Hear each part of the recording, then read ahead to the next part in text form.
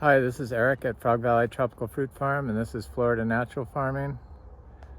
I'm going to look at various fruit trees today, some mangoes, some annonas. I wanted to check the annonas, the sugar apples, see if they're flowering. I wanted to check an llama tree. I'm going to look at my kwai muck, and I'm going to look at some garcinias, so stay tuned. Here we go. So I'm standing in front of this fruit punch mango, and I'm doing that just to show people how loaded this tree is in powdery mildew. I mean, it is covered in powdery mildew. It's one of the worst examples I've seen. And here, and I just want to show this tree so that I can show it in a month and show that it will still have lots of fruit on it. You can see it has lots of fruit on it, and you have to battle fungal issues with biologicals. Opening up the canopy to get airflow and not looking at the biological solution with the soil and the microorganisms that reside in the soil and on the leaf surface and inside the plant is only looking at a reductionist model of airflow being the reason your mangoes don't set fruit when they get fungal issues. So I believe that fungal issues provide a enhanced flavor profile. They'd have to, because they exude or they create phytochemicals in a response when you're not applying fungicides or pesticides, because it keeps them from having to elicit an immune response, and probably they're unable to elicit an immune response when you're using biocides. But when you focus on soil health and the healthier soil and the health of the biology, then the plant pathogen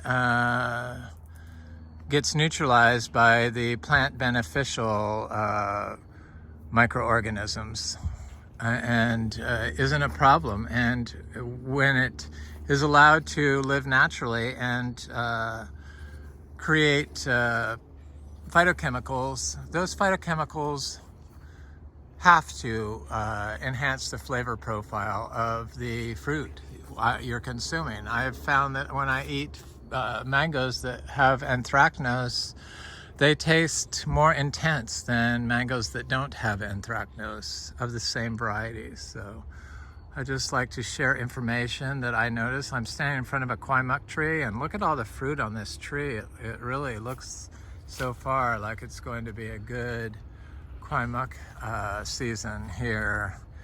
And this is a grafted tree that's been producing for 3 years, and it's one of my favorite fruits, definitely in my top 2 favorite fruits of all time that I've tried. And I've tried a lot of fruits.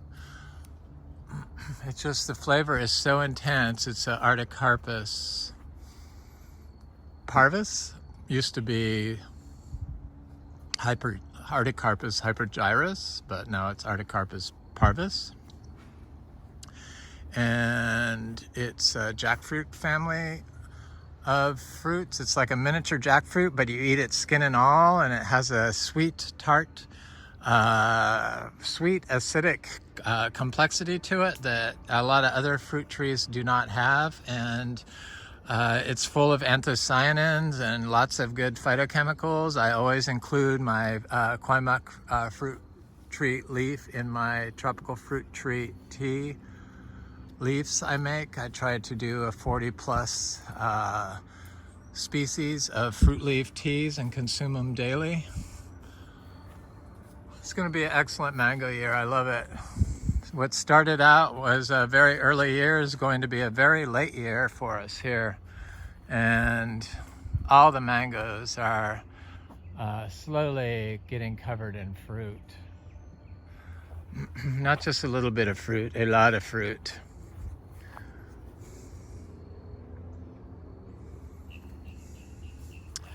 So let me go look at some seedling sugar. This is a sugarloaf mango. It's a sweet tart mango. It's the Sapodilla, Silas Wood Sapodilla. I have this jackfruit. Somebody wanted seeds of this jackfruit that's produced fruit for us all 4 months of this year. Ripe fruit and 2024, and it has a few. They're crunchy, small, yellow. This is a grafted tree. We dry farm everything. Dry farming does enhance the flavor of fruit because you rely on biologicals to get water to your fruit. So they get under stress, and when they get under stress, they signal to the environment in a healthy system for water or response to pests and fungal issues and weather. So you're gonna have a higher quantity of compounds in their fruit when you're not watering. It's just a well-known, this is a seedling sugar apple tree that's just starting to leaf up. I have another one right here. They're chewy, Nadai sugar apples. I'm not really crazy about sugar apples. I like them, but they're kind of disappointing. Sometimes they're not very consistent, and they're just really sweet and delicious. My partner loves them. They used to not like them, but now they love them. My tastes have changed over the years. So have theirs. This is that sweet tart tree. It's got fruit all over it. Doesn't quite have the powdery mildew the other tree has. But it's gonna be a very good year. It's another Silas Wood Sapodilla. This was from the freeze 2 years ago, and it's still there. We don't get those, what are those, beetles that people are concerned about here in Florida that take over dead wood and inhabit the tree. Probably because we have so much fungi in our soils that keep the pests at bay. The pests that can overtake the tree and cause it to die from disease. This is a raw sapote that has flowers all over it. So we've been dry farming here since we started, but for a short period of time we connected our trees to water about 2 years after we'd been here. My partner was freaked out. We had wood chips on the ground and lawns still, and we didn't see anything growing. And I plant everything without water in it, so especially now I've perfected how to do that. I plant everything bare root, including plants that I start myself in our own compost. We used to be biodynamic certified and organic certified. Biodynamic makes you make compost and use it and to start seeds, though I did see they give you a waiver for that, so now I guess they don't require it, but when I did it, it was required. This is a Imbe tree, so we're no longer organic or biodynamic certified, and I'm glad they taught me to not how to make compost, but taught me that I need to make compost, or they made me make compost, and I taught myself how to make it. This is our compost. It's just, we clean out the barn. It's got a higher percentage of carbon to nitrogen ratio. There's about 20 pounds of raw zebu manure in it. There's rules against supplying raw zebu manure if you're selling fruit to the public, so you have to wait 120 days. This is gonna be well past the 120-day limit before I sell this Imbe fruit to the public. And so far, it looks like it's gonna be a very good Imbe season, probably our best season yet. And because of that, I think I'm going to be able to sell our Imbe fruit for $3 each, which we have had it as high as $5 each and always sell out. So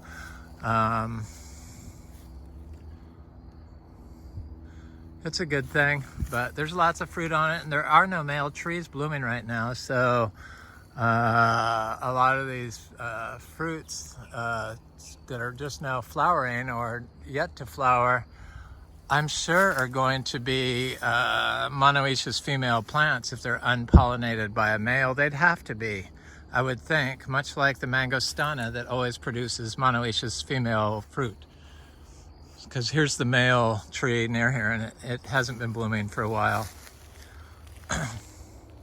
No blooms.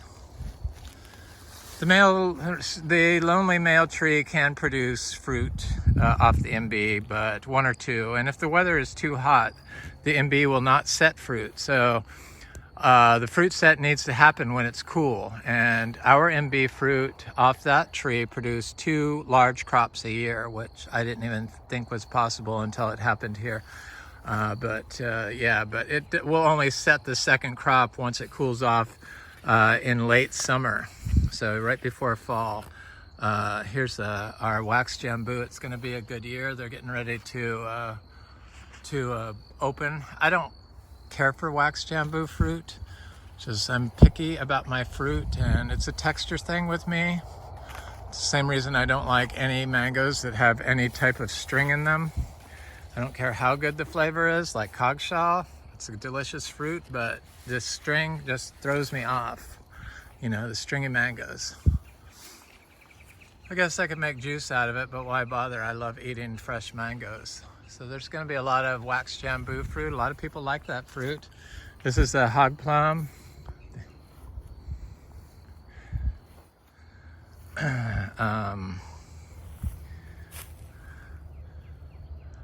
It's a good fruit. It's a red one. I guess this is Manzano red, they call it. It's gonna have lots of fruit. It's a delicious fruit. You have to start that fruit with cuttings. I don't think you can grow them from seed. Maybe you can, but I've never been able to grow them from seed.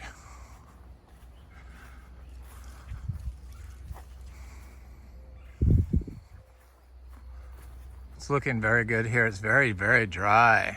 I know my friend Frank, he turns on his flow well when it starts getting really dry in his pond, which that's watering, and I don't do that. I just don't do it. I found that the trees that can't handle the drought, I don't really want. So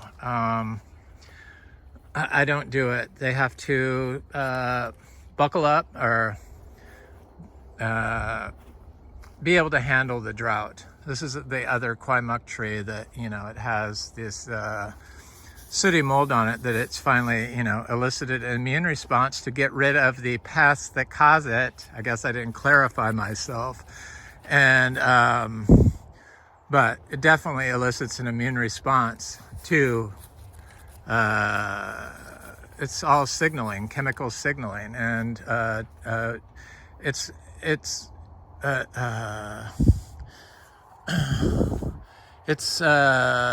dependent upon the health of the mitochondria. And I've talked a lot about plastics. So this is a seedling tree. It is flowering. I've talked a lot about plastic pollution, and it's one of the reasons why we don't water. You know, everything comes through plastic. All water comes through plastic. Our flow well is a PVC well, so I don't even want to use it. So I don't use it, and we put it in and paid a lot of money to put it in. And yeah, we can get free water, and it's unlimited, but it doesn't help the system. Everything comes out of the ground as calcium carbonate. When it dries out, turns into cement. So I don't like to use it for that reason, and the pH is all wrong for these fruit trees, and it will cause disease and affect their growth. So I found that it wasn't even helpful for us. So but it is in PVC, which the microplastics from in water from the use of. Anyway, this Quaimuck is fruiting, so that's good. It's a little behind the other one. Affect the mitochondria, the nanoparticles of the in the water of the plastic, or if you're using shade cloth. I see a lot of people that use shade cloth and put it on the ground, or use Johnson Sioux bioreactors, and they follow their strict protocols on how to make those composters. Well, they wrap them in shade cloth or plastic. They call it cloth, but it's not cloth. It's woven plastic, which is one of the worst. Polyvinyl, not PVC, but it's polypropylene or polyethylene. Is that it? Polypropylene for sure, and woven, and it breaks down as soon as it touches soil and goes into your compost. So this is a seed-grown Jocko Beach star apple, and this is what it looks like during the drought. It looks not very happy, but this tree has done this so many times, so many years. And I know that it can live like this for a long time until we get rain, and then it just does great. So I don't let it fool me into thinking that it needs water when it has developed this system in order to conserve water by shutting off its their stomata from evaporation. So that's what's going on here, and internally breaks down calcium oxalate to get carbon dioxide and water when the calcium oxalate breaks down internally. So it still photosynthesizes, but it does it internally rather than taking carbon out of the air. It's fascinating. And then a star apple right next to it is totally fine. So the plastic nanoparticles, there's our flow well right there. This is in a shade of this giant ingot tree. And there's another star apple there that looks totally fine. This one's okay. It always does this. It's right next to the path. That's a bad spot for a plant next to a path. It always is a bad spot for a plant next to a compacted area. But the PVC nanoparticles go into the soil, get uptaken by the plant, and damage the mitochondria of the plant. And we consume those plants, and in turn, that damages our mitochondria, they're finding out, which cause neural problems. It causes gut dysbiosis. It causes all kinds of issues that they're just now discovering. So, yeah, I wish I had never put that in. But it's there. What are you going to do? At least I'm aware of it now. So that's the story of the drought. And that tree is not going to die. It's not going to lose its leaves. Even the mangoes will set fruit and hold fruit and not drop them. The beauty of dry farming and growing naturally, because it's natural farming, so we grow naturally. That's, people say, you need to water that tree, but that's not really natural farming. So we don't do it, and this is a natural farming channel, so that's why we do it. And the mangoes are so incredibly delicious that people that come here for our Garcinia fruits from Miami that are well used to eating mangoes from South Florida don't even want our mangoes until I'm weighing their fruit out, their Garcinias, in the office, and I go, do you want to taste a mango? Because will cut one for myself. And they go, sure. And then they'll taste them and say, oh my God, do you have any of these for sale? And I'm like, no, you told me before you came that you did not want mangoes. Oh. So anyway, it's different than other people's fruit. I've tasted a lot of different mangoes and a lot of different fruit from different areas. I'm not docking anybody. I'm just telling you what my experience is. And it's well known that dry farming does enhance the flavor of the fruit, and I've just discussed the reasons why. So I'm looking at these seeds I planted. I planted some Annona cariaceae that have not come up yet. Of course, the squirrels got in here and damaged some, or dug holes in the pots. They watch me, but I don't see those coming up. And I had planted all these elamas in here, and this was the last. It was with the fresh seeds. This is from Anderson Tropical, and nothing against seed sellers, we all sell seeds that do not germinate. So please don't take this as a sign that I would not buy seeds from Anderson Tropical. I would, but none of my Ilama seeds germinated. I just want to tell people my experience. I have grown Ilamas from seeds, so I do know how to do it. So that was not the issue. Maybe the squirrels got it, or maybe it's been too cold at night, because it's been down to 50 degrees at night, and that could have been an issue. But they knocked this pot over, and I found a seed that was not even germinating. So maybe they just haven't come up yet. So I'm holding out hope that they're going to be okay. But this, I think it's Adamoya, came up. So some stuff come up. This is that, what is it? This is a Bakupari, the Peritosa campestris. I bought the Peritosa levigata, so it's not here yet, the seeds, but that's Peritosa campestris, and it's a very high quality bioactive compounds that are anti-cancerous. So I wanted this, and the fruit looks good. It's from Cerrado. So a lot of our fruit trees come from the Cerrado, and I watch lots of videos from Brazil on the Cerrado. And even though I don't understand Portuguese, I can see how they're growing wild, and the systems look much like this, except they could be more brown. So they obviously have a long drought period. So they're able to handle, these Puerutarias are able to handle, and other things like this Peritosa campestris can handle it. Here's my little citrus, my Clementino rubinos that came up, and my blood oranges, or my ginger limes from Virginia fruit growers that came up. So I'm excited to see them grow. I'm getting ready to plant them outside, and I do it bare root, and I plant them tiny, and I just plant them without even watering them, and I do it in the summer, or I do it during drought, or I do it in the winter. I do it when they're ready, and I don't, like it's been a drought, I don't wait for it to rain. I just plant them, and they all seem to survive. So if you plant them bare root.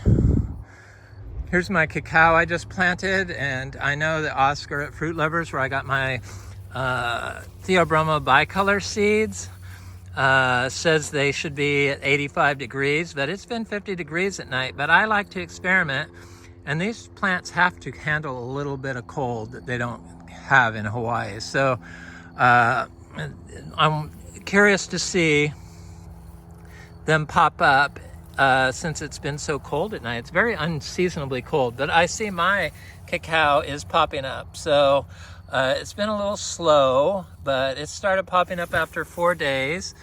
There's another one right here that I see that was popping up quite quickly.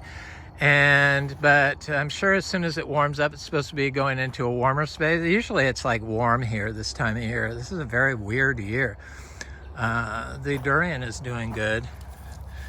I'm going to make my way over to some more Garcinia Livingstonii.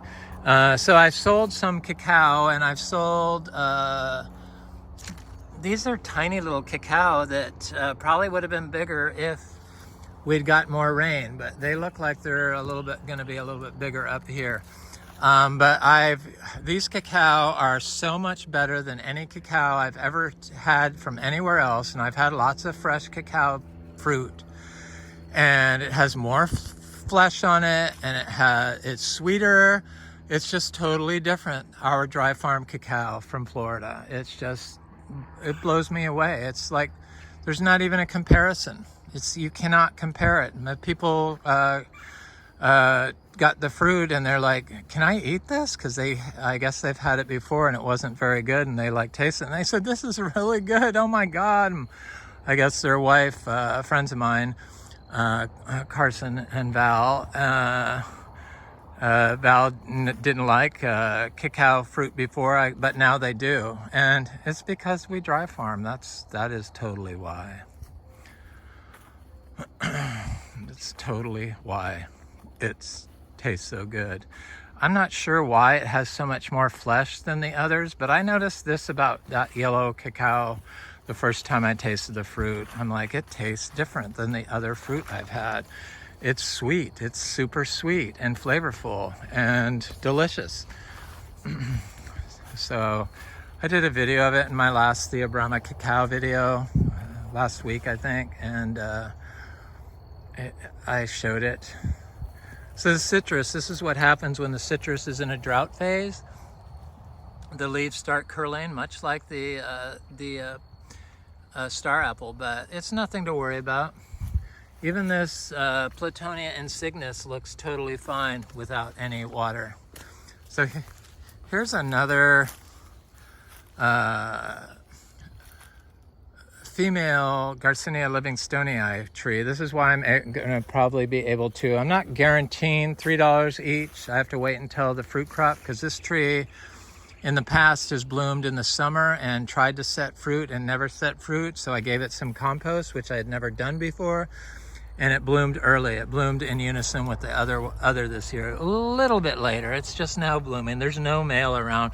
I'm sure that this tree, all the flowers have been unpollinated by a male. So I would think that they would all be, because there is no male tree around here, not even anywhere near it.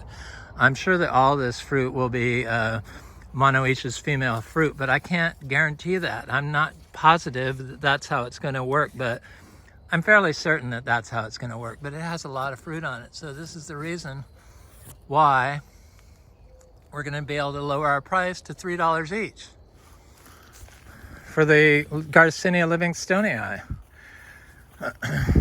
I always talk about we're going to be a major cacao farm and a major cashew farm, but we're also going to be a major Garcinia farm, because we did start this to be a Achachiro farm, and we have at least 500 trees. We're going to have more. This is a Garcinia Livingstonii seedling, a direct sow Garcinia seeds, and since we produce so much fruit here now, we just get more and more and more and more. The back 5 acres, I've been planting all seedlings of sugarloaf mango. Seedlings of here's our Yapon holly, indigenous caffeinated drink of America.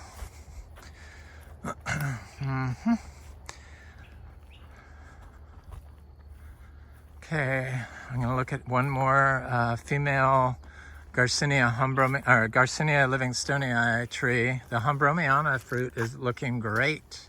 That's going to be a female monoecious fruiting Garcinia Seashore Mangosteen. So this is a male Garcinia Livingstonii that's not flowering. It's finished. It's all finished. You can see the spent flowers there.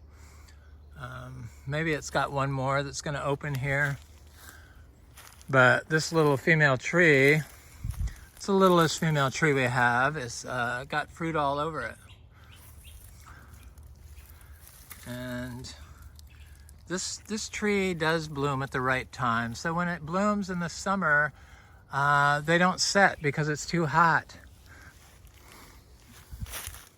It's little things I learn through observation because of this farm. Here's a cac mango. It doesn't have a lot of fruit, but it's all in full shade, pretty much. Here's an Inga spectabilis. So we have 4 different types of Inga trees, and we have an Inga cinnamonii that's the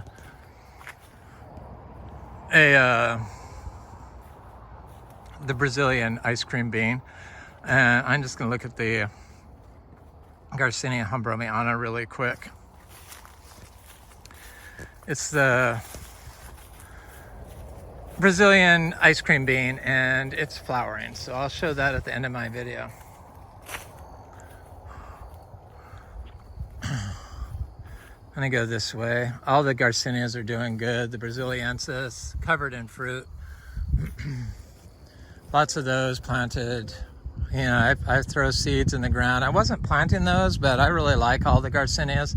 So sure it's not the best dessert fruit, but boy, is it medicinal. And all their leaves are excellent for making tea, and they're full of bioactive compounds. Several of which are anti-cancerous and help with weight control and metabolic function, and I think it's all needed for our polluted systems we have now, which I feel is mostly due to plastic pollution. None of the metabolic doctors or the functional doctors or anybody like that, they just focus on blueberries and the vegan diet for the most part, plant-based diet.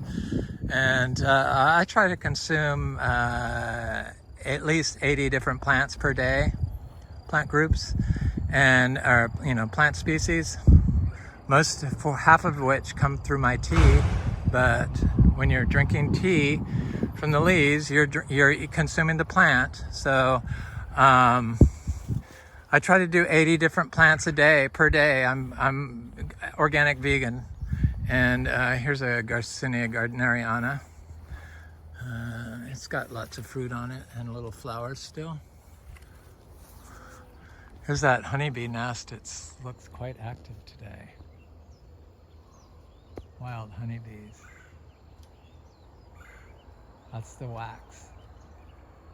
I see bees coming out. It's early in the morning, so they're a little slower, but this tree is covered in flowers. This guanacaste tree, the monkey ear tree. I was calling it the elephant ear tree, but you know, it's state tree of Costa Rica, so I don't think they have elephants in Costa Rica. You can see all the dragonflies here. Just so many insects here. It's just truly an amazing spot that's created because of all this biodiversity in our orchard floor, which is where the microbial life resides. That's why we don't cover the orchard floor with mulch. We have plenty of dead woody material that we don't even have to chop and drop, that just happens above ground and below ground. The below ground is the hardest thing to get carbon into the soil, and wood chips really doesn't do that. A little bit from the earthworms, but the living roots from this biodiversity orchard floor. Here's a mango, all summer mango that's covered in powdery mildew, but it's also covered in fruit. It's got some big fruit, it's got some little fruit, so I don't consider that two crops, the big mango and the little mango. This is just one crop. Had a long, even though it was a 4-month window of flowering, that's still what I consider one crop.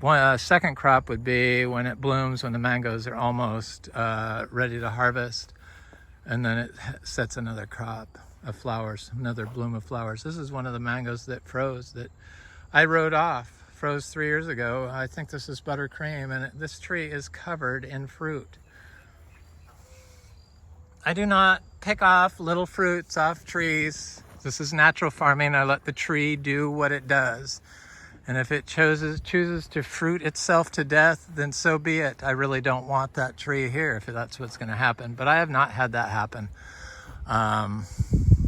If the branch is going to break, I'll remove some fruit if I see it and eat it when the mangoes get bigger. But it usually drops the fruit that it is not able to sustain.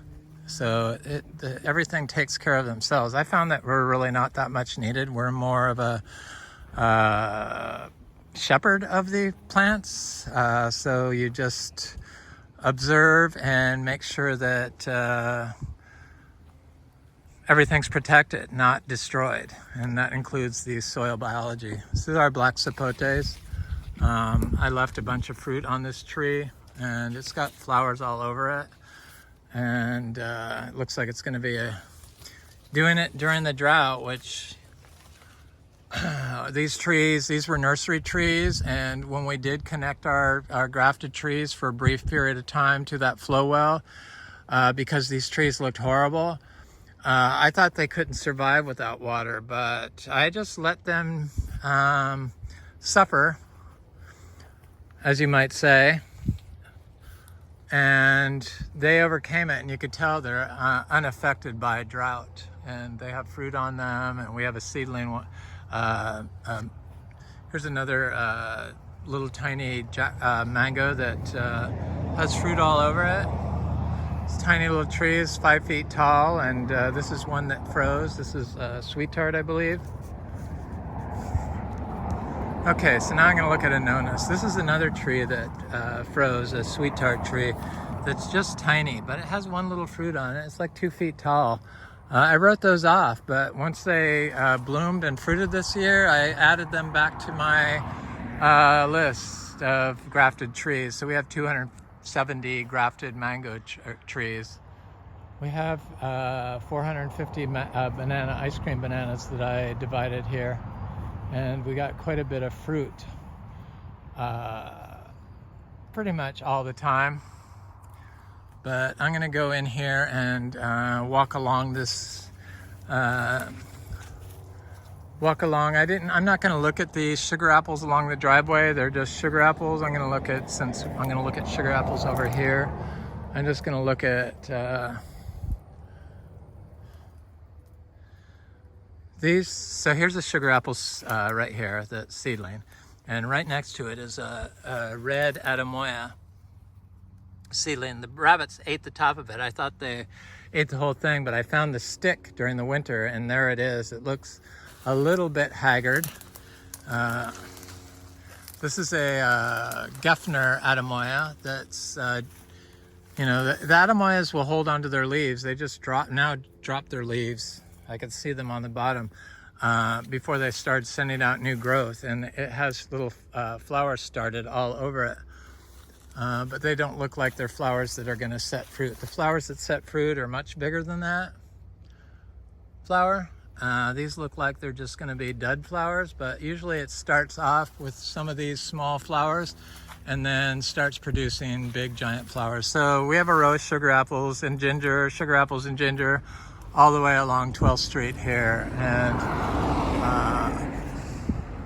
the sugar apples have never been watered. I see a flower that's fruiting size right there, and then on that is to the right is one that's not. So they're starting to flower. We always, you know, we have a lot of sugar apples, so we do get a lot of fruit.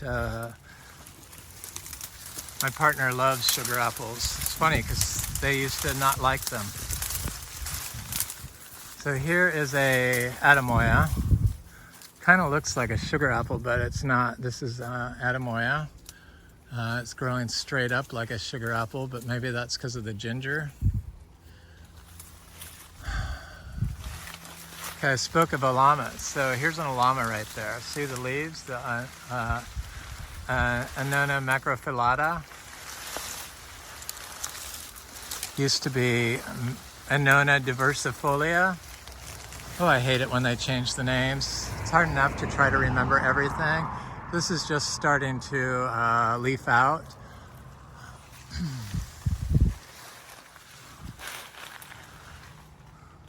I had a path here, but it was damaging my trees mowing it because their trees were hanging down so low, and I just didn't want to damage it. I wish I had a path here still because it's kind of nasty walking through here, but for the health of the trees, I let it grow back. So this is, the drought is affecting this ginger, but that's okay because all that dead roots that's underground is releasing moisture into the soil. So for these. The ginger has been here for years, so I really don't think it's going to disappear. This is a ginger that I planted recently, or 3 years ago probably. It takes 3 years from one little rhizome, dry farming this galangal ginger, to get that big. Here's a custard apple, Annona reticulata, that has dropped its leaves and hasn't. I found that the Annona reticulata would like a little more water, but it's not going to die from no water. It's just waiting to grow new leaves until it gets the water it wants. So the sugar apples are unaffected by water. Sugar apples do not like standing water, so do not plant them in low spots that you would plant cacao or garcinias. They just do not like it. The higher, the better. They look really good, the sugar apples. I see lots of large flowers on some of these. I see mostly little flowers, but I do see lots of large flowers. This is a Gefner Adamoya that still has its leaves on. It's just now dropping them. So I see it's got some new leaves up here, and it also has little flowers forming. I love Adamoyas. These sugar apples originally was designed by me to put Adamoyas in their place, but back 8-9 years ago when we started this farm, I couldn't find quantities of Adamoyas to do that, but I could find sugar apples. So I wanted to keep my design the way it was, and so rather than Adamoyas, they're all sugar apples. I'm okay with it. I've been replacing the sugar apples with, or not replacing, but I've been adding Adamoyas from seed-grown stock that I have produced. This is a Lisa Adamoya. Is it Lisa? Yeah, this is Lisa. This is Gefner. This is a Lisa Adamoya. It has more upright growth. I like Lisa. I didn't like it at first from my old place, but I had a Lisa off our fruit trees this past year, and it is quite delicious. So here's these sugar apples with the flowers that are not going to turn into fruiting flowers. But they always do this every year, especially when it's drought season. They're getting kind of big, these sugar apples. I love it. They're not all filled in around here because we're a little bit inland. They do lose all their leaves. We have a property on the beach where we grow sugar apples, and those sugar apples retain their leaves all year. They don't produce as well because we don't give our daily compost to them. And we didn't do the same biological preps like the biodynamic preps that we used to do here. I don't do the biodynamic preps. I've done so much of them, and I don't feel that the dogma is necessary after you reach a certain level, but in order for fruit production, I have to apply organic fertilizer, and our organic fertilizer is in the form of a prebiotic and a probiotic. So cow manure mixed with hay, and a higher concentration of hay, so 100 pounds of hay to 20 pounds of manure, with a little urine in there because it's from the barn. We lock them in at night. That's the only reason we use hay, because I lock the cows in the barn at night. Otherwise, we'd be 100% closed loop system. But it does make an excellent input. Hay, I believe, is a superior input than wood chips. I think wood chips are great, but they can cause soil lockup. And hay breaks down quickly, and it just makes beautiful soil, especially when added with a probiotic like zebu manure. You want it to turn over quick, and wood chips take a while, and then they can block the moisture from going in the soil, and they can cause nutrient lockup. So they can suck the nutrients from the soil, and your plant will look chlorotic at times. Whereas hay doesn't do that. Moisture can move through it, and it breaks down very quickly. So it's turned out to be a good system for us, the hay with the zebu manure. The orchard, not the orchard, but the coastal Bermuda, the cheapest hay you can buy in Florida. It was approved for organic use. I'm not saying it's approved now, but I haven't noticed any glyphosate burn on it, and it's so cheap that they would lose money if they started. Look at all the mangoes on this tree. This one's a little further along, but it's loaded with mangoes. I mean, we get so much fruit here. It's insane. It blows me away. This tree has a little bit of powdery mildew right here on these lower leaves, but it's old from last year, so That's nothing to worry about. Look at all the fruit. I mean,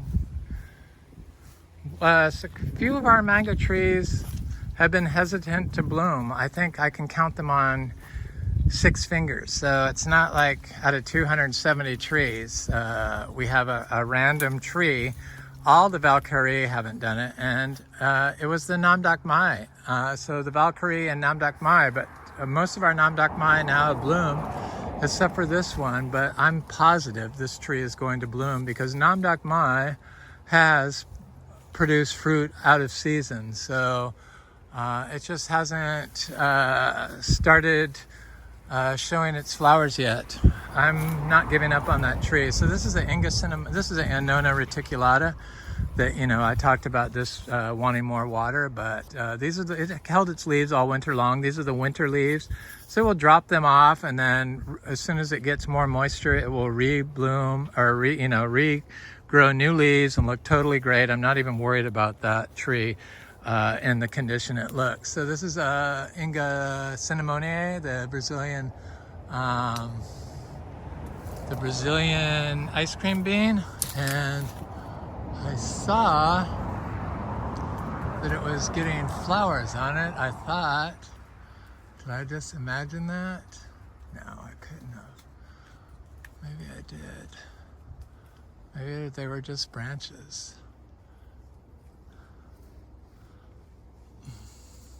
Trying to see, I can't really see in the sun. Let me go on the back side of it.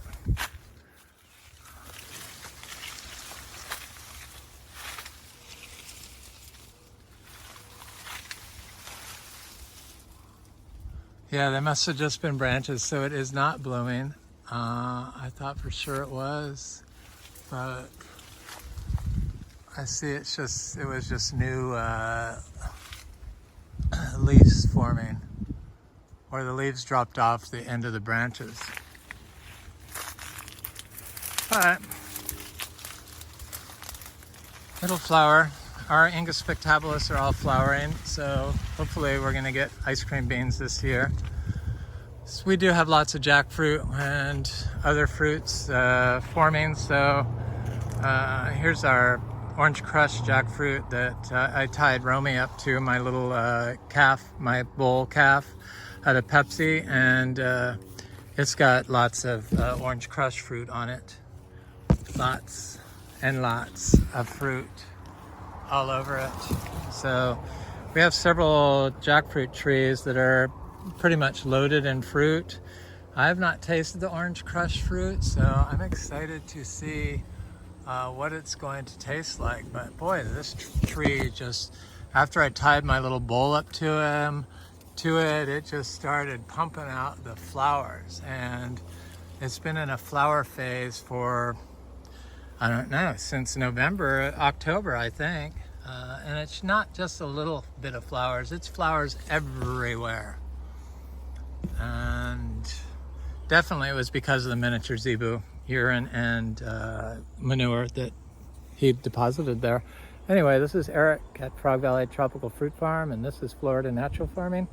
Thank you so kindly for watching, and please like, share, and subscribe, and leave a comment. I love hearing from you and your thoughts, almost always. Have an excellent day. Thanks again.